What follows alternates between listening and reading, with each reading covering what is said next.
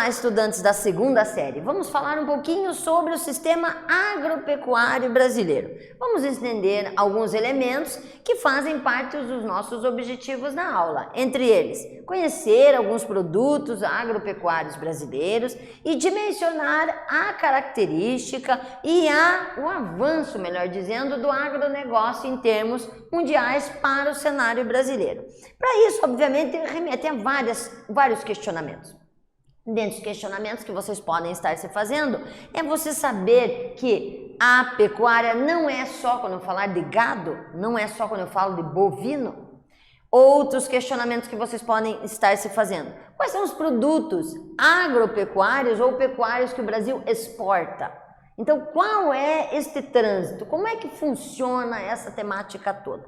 Bom, passando, obviamente, pela parte estrutural, que é no sentido de nós conceituarmos a palavra pecuária. Então, a pecuária, literalmente, ela significa ao conjunto de técnicas utilizadas à destinação da criação e manejo, ou melhor dizendo, trabalho com os animais. Então, no momento que eu pego animais, domestico esses animais, trabalho com esses animais e fazem com que eles estejam à nossa disposição, seja eles de origem bovina, suína, caprina, nós vamos ter animais domesticados que nos favorecem a esse manejo, que é uma palavra muito usada no setor agropecuária. Esses animais então são comercializados e abastecem o nosso mercado consumidor. Dessa maneira então eu tenho o conceito do que é pecuária.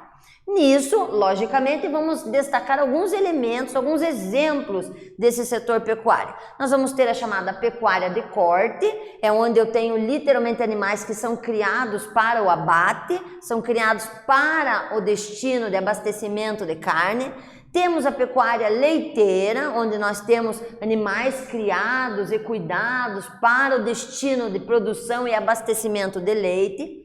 Temos também pecuária de lã, onde nós vamos ter literalmente animais preparados e cuidados para abastecer de lã a fim do abastecimento da indústria têxtil. Também temos ligados à pecuária, no sentido da equinocultura, criação de cavalos para abastecimento tanto de transporte quanto outro tipo de utilização dos cavalos, suinocultura, na criação específica de porcos, avicultura, criação de animais, cunicultura, criação de coelhos, apicultura, criação de abelhas e piscicultura de peixes.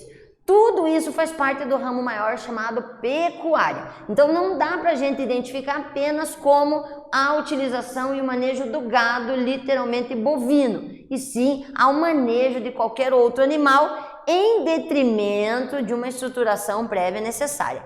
Aqui nós vamos ter então mais ou menos uma estimativa de 2017 de um contingente quantitativo dos determinados grupos de animais comercializados e manejados em território nacional. Então nós temos as galináceas, os bovinos, suínos, ovinos.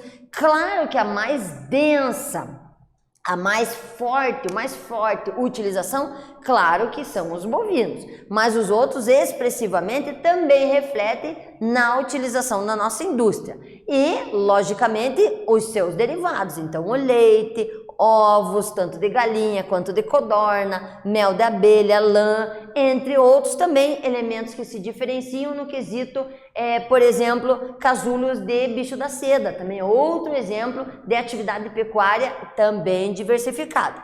Nesse quesito, é importante a gente identificar o vocabulário muito utilizado na área. E se fala muito sobre a atividade extensiva e intensiva. Isso tanto na pecuária como também na parte agrícola.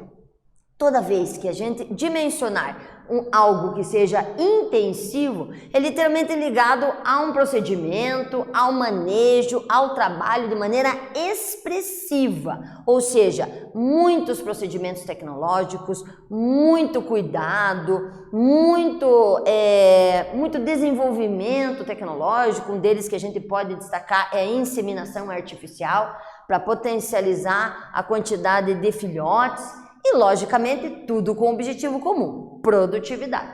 Então, o uso intensivo, fazendo com que o gado, ou o gado bovino, ou o gado, no que diz respeito às galinhas ou aos porcos, eles ficarem confinados e serem extremamente tratados, indica uma criação intensiva, que vai acelerar o processo, fazendo com que o final de todo o percurso, que demoraria talvez meses, dure um número de meses menor, aumentando então a lucratividade.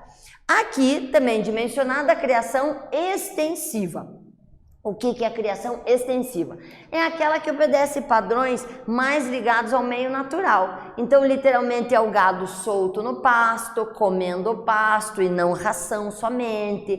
Ou você ter uma criação de galinhas também soltas no pátio. Isso, então, nós chamamos de uma criação mais natural. Ela é também chamada de criação extensiva. Ou seja, deixa de acordo com a natureza, que a natureza flui de acordo com sua normalidade. Mas isso, obviamente, é em grande quantidade usada ainda no Brasil, mas ela não remete a uma produtividade. E por isso, gradualmente, ela vem se destacando pela sua baixa gradativa na utilização, como a gente pode ver aqui. Nós vemos muitos estados que ainda usam, mas usam um percentual bem pequeno no número de cabeças de animais nesse tipo de utilização. Agora, a nossa primeira atividade, onde observe o seguinte: no campo, a prática da agropecuária pode ser classificada de diversas formas. Tudo a depender do critério utilizado para sua avaliação. No caso, a divisão de atividades rurais em intensivas e extensivas.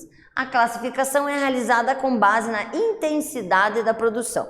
Articule uma argumentação que diferencie esses dois tipos de atividade. Ou seja, pensem na criação intensiva e extensiva.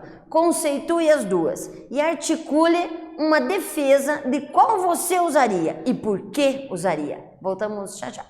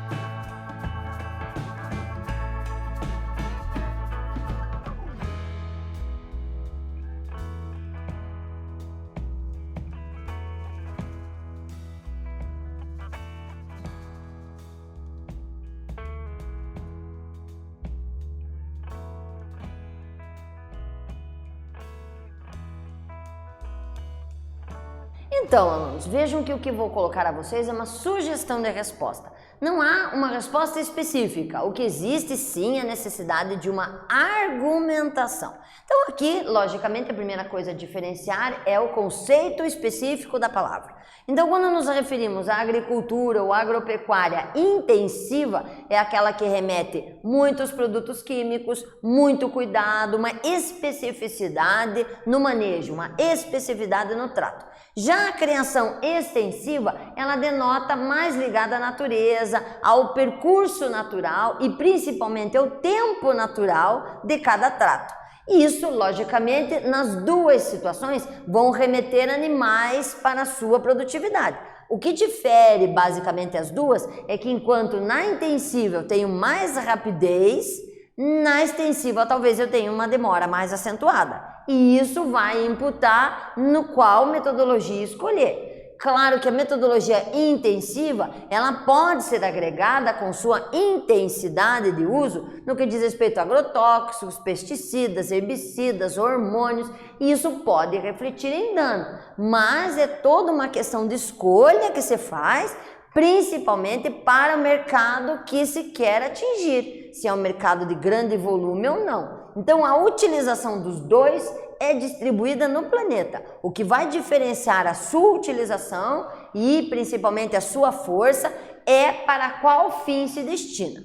Nisso, observando os territórios brasileiros, o território brasileiro como um todo e as áreas de manejo da criação de bovinos, nós percebemos uma concentração bem forte na região mais central do Brasil. Isso você deve estar, digamos, achando estranho, porque na maioria das vezes estudamos e identificamos a maior concentração possível na região sul e principalmente no extremo sul. Se você fizer uma retrospectiva histórica, você vai ver que a criação, principalmente de gado bovino, ela foi se distribuindo pelo nosso país de maneira gradativa. Então, inicialmente veio para a região nordeste, com a implementação de cana-de-açúcar foi empurrado para o sertão, no qual não se adaptou em extrema quantidade, tem até hoje, mas não na quantidade suficiente para o comércio.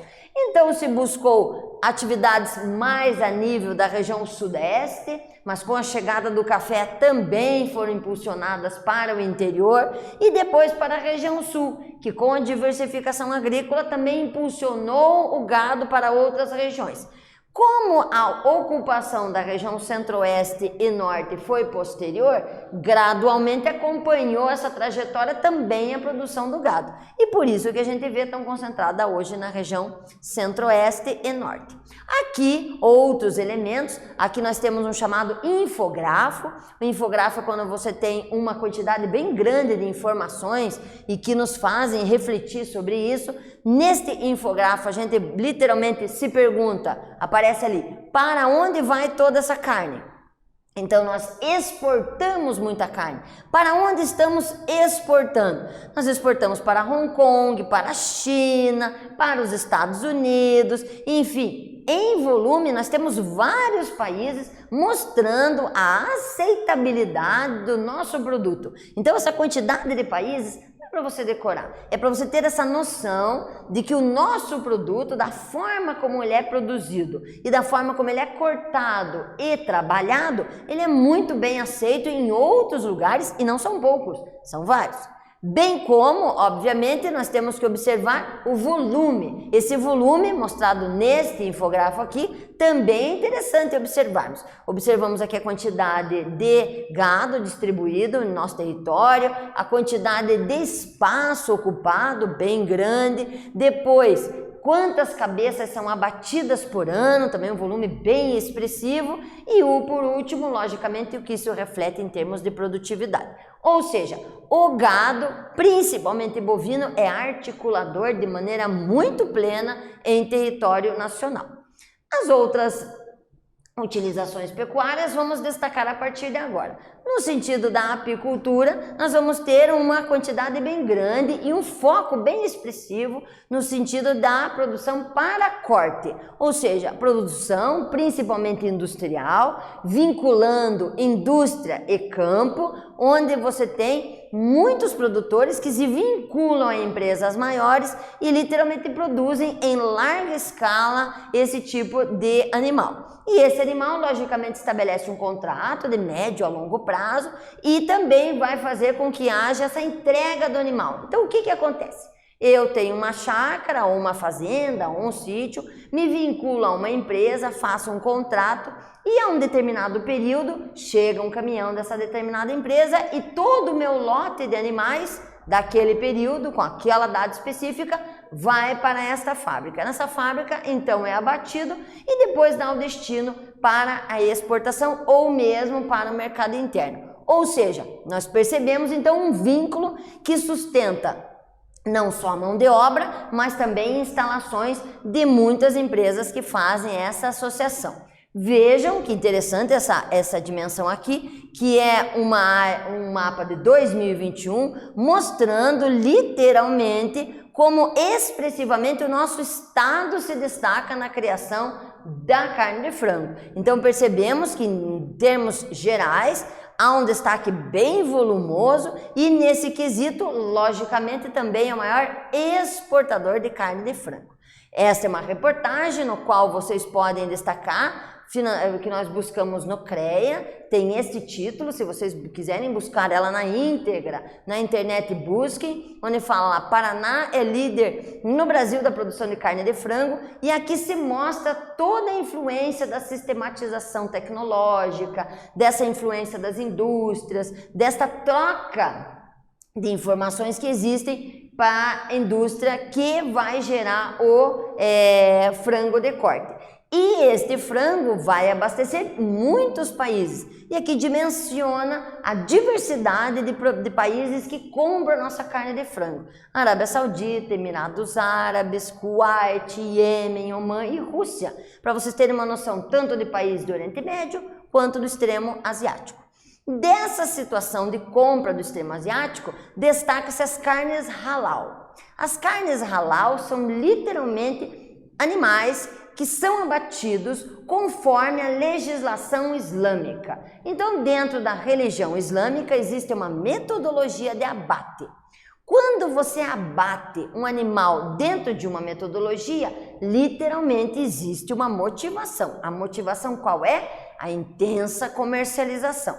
Então, existem, principalmente em regiões brasileiras, áreas específicas em abater o animal, cortá-lo e empacotado dentro da tradição islâmica. Por quê? Porque eles também são um ponto ótimo de venda. Então você ter este foco do cliente para quem você quer vender também facilita a comercialização do animal. Lógico que nesses lugares onde há essa produção do animal, tem que estar bem claro que não pode haver a criação de porcos e, obviamente, a de frango é a que tem maior contingente. Mas isso é muito interessante que nós, inclusive, em termos paranaenses, ganhamos o selo de 100% halal. Ou seja, as empresas que vendem o frango de corte com este selinho, significam que eles obedecem a todos os critérios estabelecidos pela lei islâmica. Outro elemento que não podemos deixar de falar são os nossos porquinhos. A parte de suinocultura, veja, o Brasil aparece em termos de quarto colocado na exportação mundial no ramo pecuário. Então só perde para os outros elementos, principalmente gado e frango. Mas, obviamente, percebemos que nesse contingente, Paraná também se destaca. Não o primeiro, mas o segundo produtor de suíno em torno da extensão brasileira. Aí começamos a ter uma noção do quanto o nosso estado é diversificado, isso é bem importante.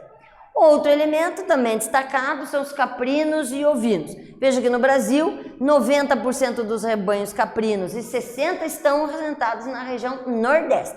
Então aí a gente percebe uma diferenciação. Se olharmos as slides anteriores, percebemos uma região sul mais concentrada de bovinos e suínos e a parte de galináceos, mas na parte de ovinos nós percebemos uma aptidão bem grande na região Nordeste. Isso é de agora, porque na década de 80 nós tínhamos no Paraná esse destaque. Ou seja, existiu uma modificação gradativa no enfoque, talvez por uma questão política, uma questão econômica ou uma questão ligada à produtividade e, obviamente, lucro. Dentro da caprinocultura e ovinocultura, a gente tem um potencial bem grande, não só de corte, é que a maioria das vezes não estamos acostumados a ouvir, mas a produção de leite e seus derivados vem crescendo muito no decorrer dos anos. E, obviamente, outro setor decorrente da criação desses animais é a parte de calçados e vestuário. Então, gradativamente a gente percebe que a região Nordeste vem acentuando esse potencial, vem diversificando a sua utilização e vem desenvolvendo muito por causa do incremento desse setor específico. Outro elemento que a gente não pode deixar de destacar é a chamada carne orgânica. O que é a carne orgânica? Muito similar à agricultura orgânica, a carne orgânica é aquela que não tem administração de nenhum produto químico que acelere o desenvolvimento. Então, nenhum tipo de hormônio, nem antibiótico, nem anabolizante. E essa carne é produzida de maneira mais sustentável, normalmente naquele sistema chamado extensivo. Ela demora mais para ficar pronta no sentido do abate, demora mais para ter a sua sustentabilidade, mas em termos ambientais está cada vez mais forte, porque além de proteção do animal, protege a questão da água, protege a questão da utilização do solo, enfim, entre outros elementos que, claro, fazem o conjunto da obra. Não adianta só fazer a ausência da administração, por exemplo, de hormônios, mas colocar hormônios na planta ou pesticidas na planta que o animal come. Não, tem que ser o conjunto da obra. Por isso, a carne orgânica vem crescendo, porque existem muitos países que só querem comprar este tipo de carne. Agora, para fechar, vamos para mais uma atividadezinha. Nela, a criação de animais é, sem dúvida, uma das atividades mais comuns em todo o planeta. O Brasil é um importante produtor de carne halal. Explique as especificidades dessa produção e consequente exportação. Volto rapidinho com essa resposta.